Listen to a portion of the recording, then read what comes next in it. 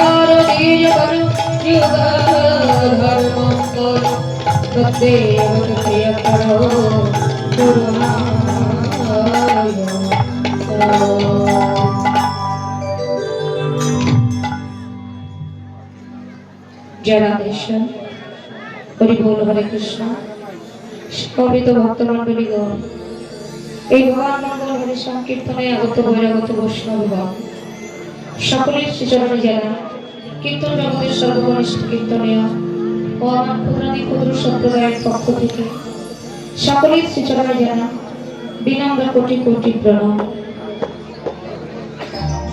হরি বল হরে কৃষ্ণ। দেখুন আমি আধো মাঝে আপনাদের সম্মুখে দাঁড়িয়েছি ভগবানের অপ্রাকৃত লীলা মাধুরী পরিবেশন আস্বাদনের বিষয়ে। আমি জানি না কি গাইব কি শোনাবো, গুরু কৃপা হি কেবল লীলা আস্বাদনের স্মরণে আমার মতো অধমাঝে কতটুকু পরিবেশন হয় পারদর্শী হতে পারবো আমি তাও জানি না, তবে সকলে আশীর্বাদ করবে ভক্তি দিয়ে প্রাণ ভরে প্রভুর গুণকীর্তন যেন গাইতে পারি। এই লীলাগুলো কীর্তনে আস্বাদনের স্মরণে যদি কোনো প্রকারের ভক্তি রসবাস আমার মতো অধমাঝে হয়ে যায়, আপনারা নিজ ভগ্নির সন্তান জ্ঞানে ক্ষমা দৃষ্টিতে দেখবেন এবং আপনাদের সকলে শ্রী আতুল চরণে আশ্রয় দেবেন। जय जय गौर शीतलाम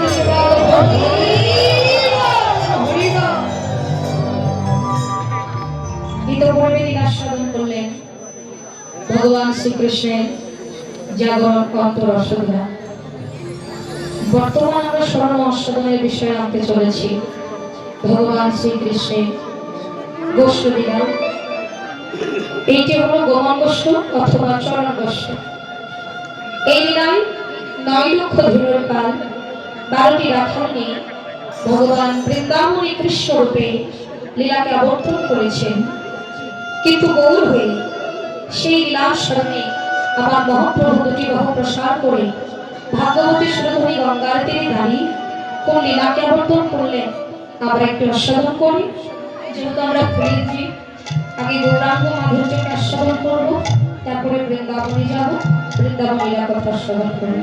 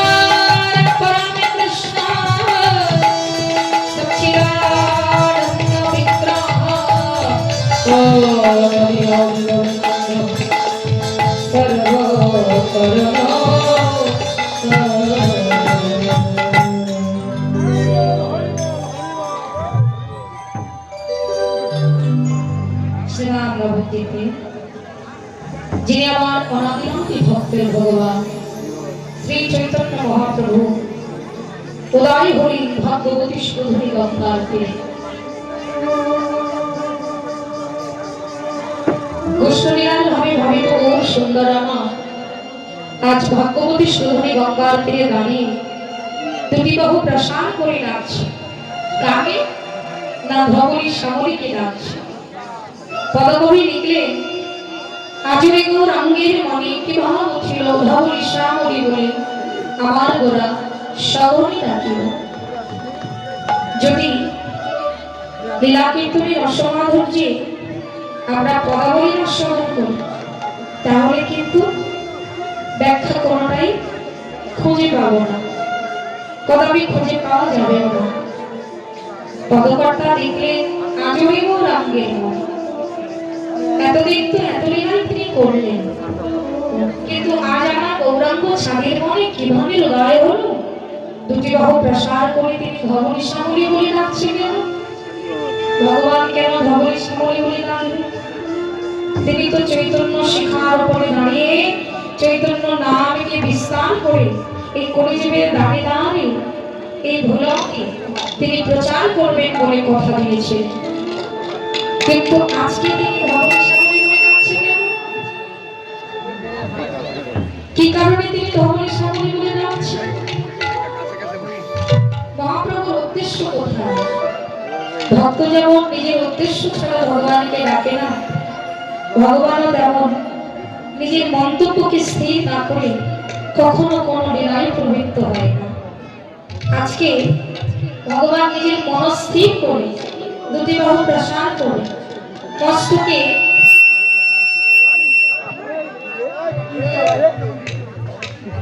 একখানা পাগড়ি বেঁধেছে। ঠিক যেমন কৃষ্ণ রাখাল রাজা সেজে ৯ লক্ষ ধেনুর পাল ১২টি রাখাল নিয়ে বৃন্দাবনের ভূমিকে বিহার করতে, ঠিক তেমন করে কৃষ্ণ রূপে নিজেকে সাজিয়েছে। এই জাগতিক জগতে ভগবান চিন্তনে যখন আমার মহাপ্রভু বিভোর হয়ে যেতেন, তখন তিনি নিজেই কৃষ্ণ হয়ে নিজের বদনে কর ধারণ করে মুরলী বাদন করতেন। তো আজকে এই কলিযুগে দাঁড়িয়ে যেই গৌর সেই তো কৃষ্ণ, আর যেই কৃষ্ণ সেই তো গৌর।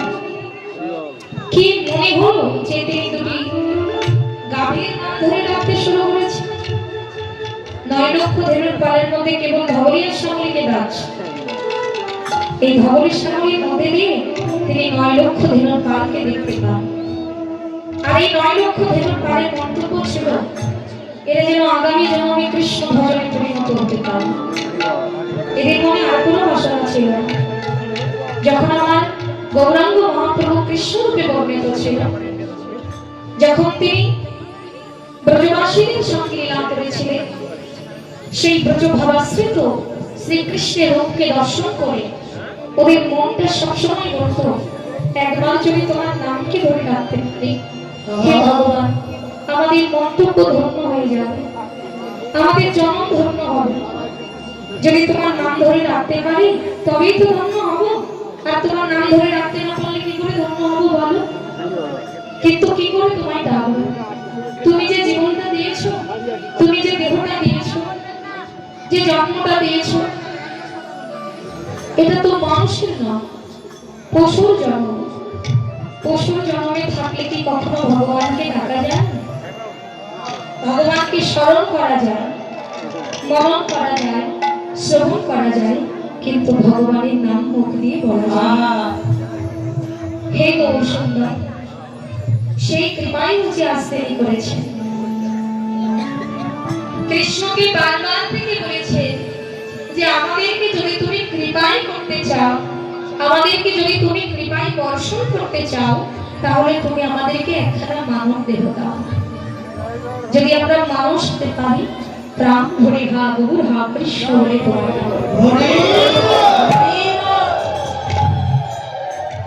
মানুষ হয়ে যে কার্য করা যায়, পশু হয়ে তো সে কার্য করা যায় না। পশুর ভক্তি আছে, বৈরাগ্য আছে, কিন্তু বিবেক নেই আর মনুষ্যত্ব নেই। কেবলমাত্র যা মানুষের মধ্যে বিরাজ করে তা কিন্তু পশুর মধ্যে বিরাজ করে। তবে বাবা, যারা মানুষ হয়েছি আমরা, বিভিন্ন প্রকৃতির মানুষের মধ্যে বিভিন্ন প্রকৃতির অভিমান বিরাজ করে।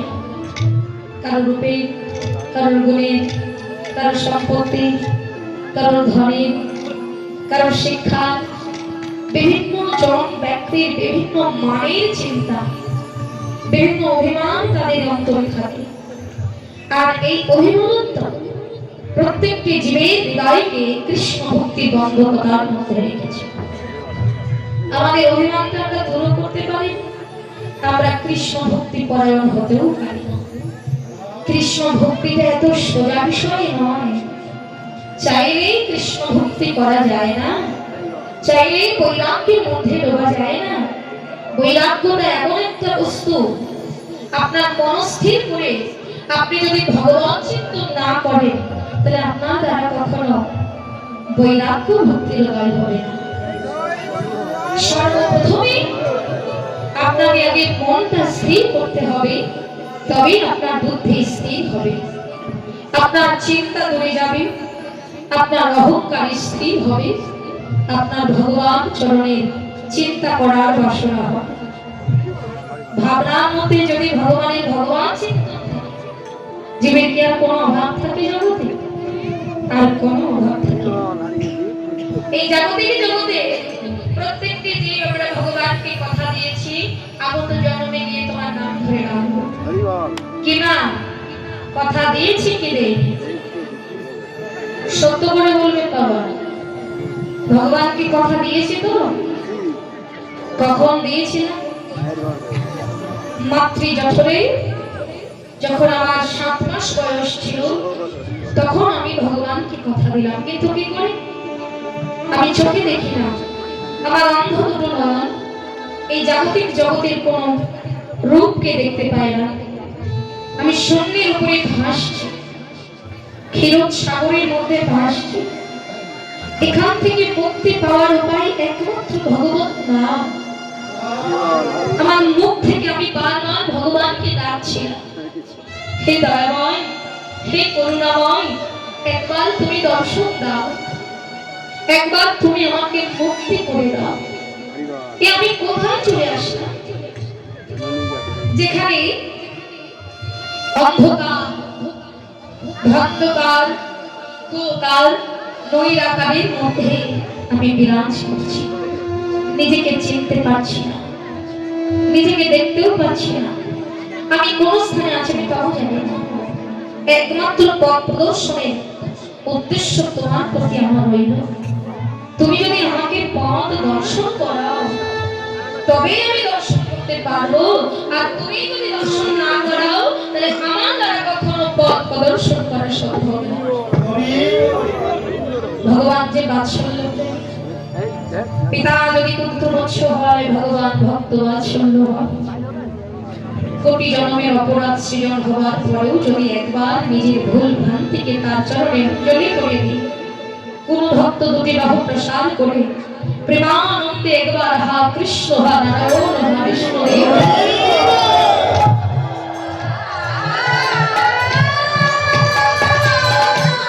ভগবান বিহারী চৈতন্য ভগবান সর্বদাই ভক্তের দর্শন দেওয়ার জন্য ভক্তের নিকটে চলে আমাকে দর্শন দেওয়ার জন্য যেখানটায় আমি ছিলাম মাতৃ জঠরে আলোয় আলোময় করে দিল। কিন্তু আলো অনুভব করতে পারছি, আমি দেখতে পাচ্ছি না। ভগবান এসে আমার অঙ্গ স্পর্শ করা মাত্র আমি চমকে উঠলাম। কিছুক্ষণের জন্য আমি স্তব্ধ হয়ে গেলাম। কেউ কি এসে আমাকে ডাকছে? ভগবান বলছে, ভয় পেও না, আমি এসেছি তোমার নিকটে। কিন্তু প্রভু, আমি তো তোমাকে দেখতে পাচ্ছি না, তোমাকে দেখার মতো পথ দেখাও। এবার ভগবান আমার শ্রীকর্ণ কোহরে কৃষ্ণ নামের মন্ত্র প্রদান করে দিল। কৃষ্ণ নামের মন্ত্র যেই উনি আমার শ্রীকর্ণ কোহরে প্রদান করে দিয়েছে, অমনি আমার অন্ধ নয়ন শ্রীমতী রাধারানীর মতো উন্মিলিত হয়ে গেল। এই দুটো নয়ন যখন উন্মিলিত হয়েছে, দিগ্বিজয়ী ভগবানকে যখন আমি দেখতে পেলাম, তখনই আমি তাকে সঙ্গে সঙ্গে প্রণাম করলাম। ভগবান বললেন, আয়ুষ্মান ভব, আর আয়ু পেতে চাই না ঠাকুর, এইবার মুক্তি পেতে চাই। 84 লক্ষ জনম ভ্রমণে যে যন্ত্রণা ভোগ করেছি, এই যন্ত্রণার মধ্যে আমি আর যেতে চাই। কারণ আমি যে কোলে জন্ম নিয়েছি, এই মায়ের মুখ থেকে কৃষ্ণ কথা শুনলে আমার বিচার জ্ঞান ফিরবে। আর না হলে আবার আমাকে নরকে যেতে হবে, আবার আমাকে 84 লক্ষ জন্ম ভ্রমণ করতে হবে আমার কর্মের জন্য। আবার যদি 84 লক্ষ জন্ম ভ্রমণ করতে হয় তাহলে আমার জীবনের কখনো উদ্ধার পাওয়া হবে না। সুযোগ যখন পেয়েছি, একবার যখন তোমাকে দর্শন পেয়েছি ঠাকুর, আমি আর এই জগতে যেতে চাই না। মুক্তির পথ দেখাও, আমাকে উদ্ধার করে দাও। ভগবান স্তব্ধ হয়ে সকল কথাগুলো শ্রবণ করছে আর বিচার করে দেখছি। ভগবান বলছে, কষ্ট না করলে তো তুমি কৃষ্ণ পাবে না। তুমি যদি কষ্ট করো তবেই তুমি কৃষ্ণ পাবে। আমি তো অনেক কষ্ট করলাম প্রভু। 84 লক্ষ জন্মের মধ্যে এটা তোমার কোন জন্ম তুমি জানো? এটা হলো তোমার নরজন্ম, মানুষ জন্ম। এই মানুষ জীবনে একমাত্র উদ্ধারের পথ প্রদর্শন করা আছে। এইগুলো জন্মে তো তুমি সকল কর্ম পেরিয়ে এসেছো, 84 শেষ পথে এসে গেছো। আর 4 লক্ষ ভ্রমণ করে তোমার উদ্ধার হয়ে যাবে। মনে করো তোমার 3 লক্ষ পার হয়ে গেছে, আর 1 লক্ষ, 1 লক্ষের এটাই তোমার শেষ জীবন। তুমি কখনো অন্ধ হয়েছ, কখনো কানে বয়রা হয়েছ, কখনো বোবা হয়েছ, কখনো এক হস্ত ছিল এক হস্ত ছিল না, অঙ্গ প্রত্যঙ্গের কোন একটা বস্তু তোমার বাকি ছিল। এই ভাব নিয়ে তুমি জগতে বারবার এসেছো, আবার গেছো। আমার সঙ্গে এইভাবে তোমার প্রত্যেকবার দেখা হয়েছে, কিন্তু তুমি কখনো ভগবান চিন্তা করো। যদি তুমি ভগবান চিন্তা করো তৎক্ষণাৎ তোমার উদ্ধার হয়ে যেত। এবার তোমার মুক্তির পথ খোলা আছে।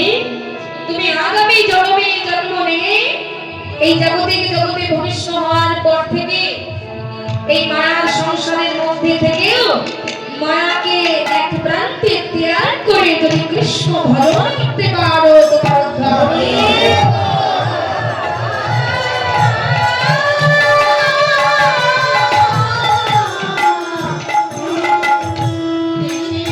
এই জন্যই সম্ভব, আর কোনোদিন নয়। তাহলে বাবা সুযোগ কখন হবে?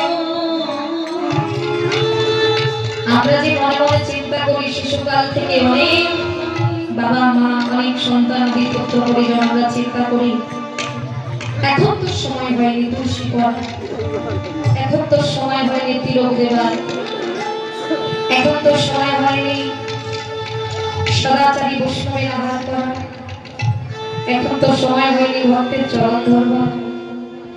কখন ধরবো?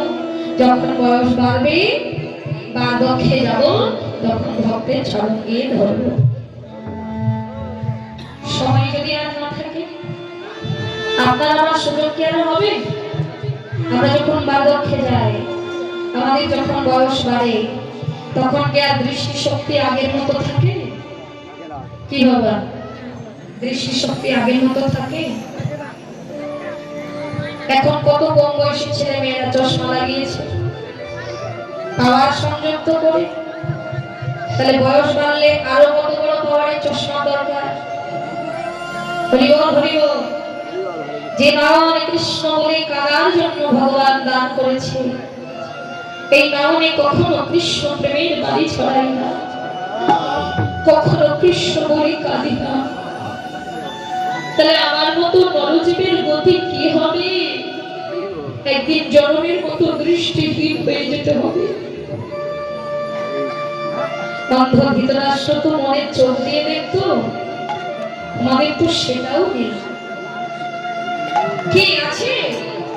ভগবান চিন্তন যার ভেতরে থাকে না, তার মনের চক্ষু থাকে না। মন্দির বিচার করতে পারলে মনের চোখ পাওয়া যায়, না পারলে পাওয়া যায় না। তাই ভগবান এত স্বাধীন সুন্দর একটা জন্ম দিয়েছে, নরকুলের জন্ম। তাকে দেখে বৃন্দাবনের গাভীগণ নয়নের জলে কেঁদে বলছে, ঠাকুর কখনো যদি তোমার কৃপা হয়, কখনো যদি তোমার করুণা হয়, কখনো যদি তোমার দয়া হয়, সেদিন তুমি একখানা মানুষের কুলে আমাকে জন্ম দিও। আমি যদি মানুষ হতে পারি,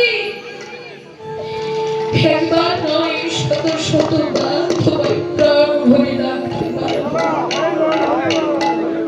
আর যদি আমি মানুষ হতে না পারি, আমি কখনো তোমায় ডাকতে পারবো না। তাই হে কৃষ্ণচন্দ্র, এবার ঠাকুর আমার রাজা ধীরাজা হয়ে তুমি সবারে মনোবিলাস পূর্ণ করিলে। তুমি তো কথা দিয়েছ যেদিন তিনি ভিখারি কাঙাল হয়ে তুমি জগতে যাবে, যেদিন তুমি ভক্তের কাজে দাঁড়ে ভিখারি জনি কাজে করে কৃষ্ণ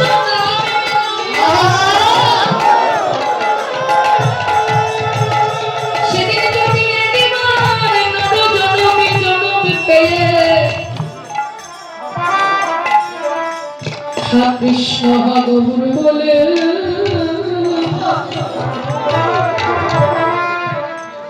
আমি আবার প্রাণ ভরে তোমায় ডাকিতে পারি।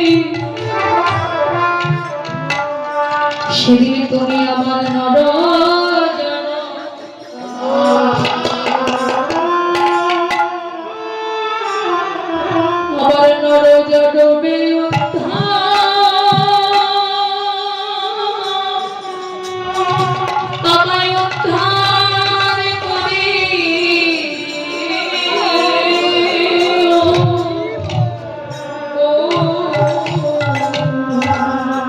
তুমি আমায় নর জনমে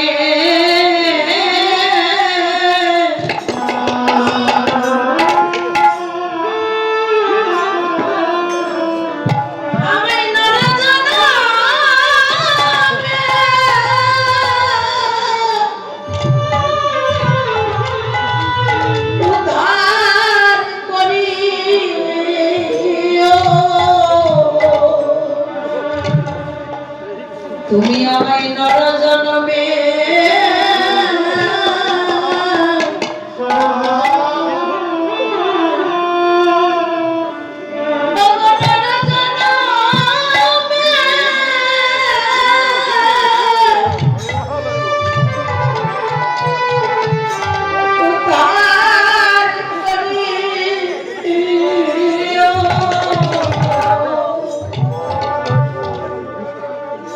তুমি আমার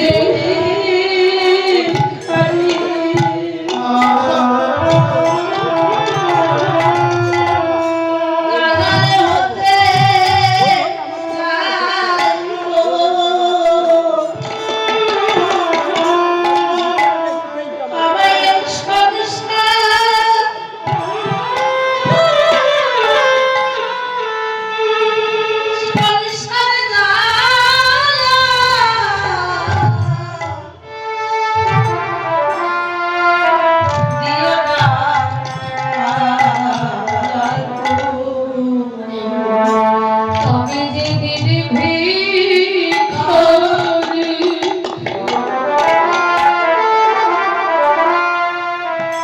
কাঙাল হইতে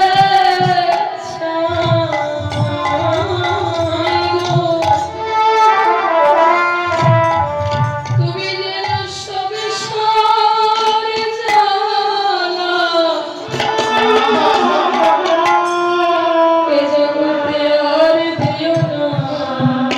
প্রভু